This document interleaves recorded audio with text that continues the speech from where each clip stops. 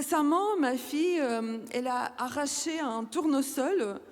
Elle a arraché de la terre de notre terrasse, les racines encore couvertes de terre, et elle me l'a tendu avec cette excitation pure et enfantine. Et elle était très surprise par ma réaction. J'étais très triste. Pourquoi tu es triste, maman? C'est un cadeau, c'est une fleur pour toi. Et pour moi, en ce moment, c'était très difficile de regarder cette fleur sans penser aux champs de tournesol en Ukraine, des champs qui avaient été brûlés, qui avaient été détruits, des champs de tournesol, des forêts. Et tout cela a été transformé en champ de bataille. Et en ce moment, je me suis dit, mais comment j'explique la guerre à un enfant de 3 ans?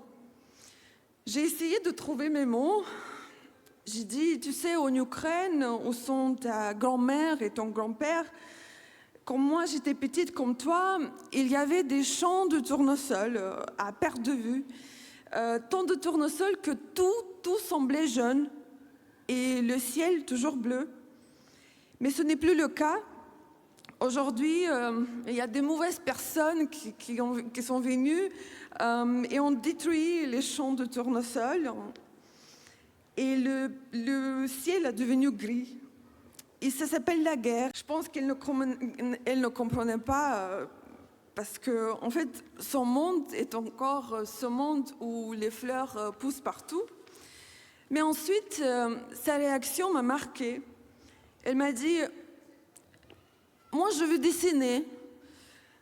On va dessiner un autre tournesol, un différent.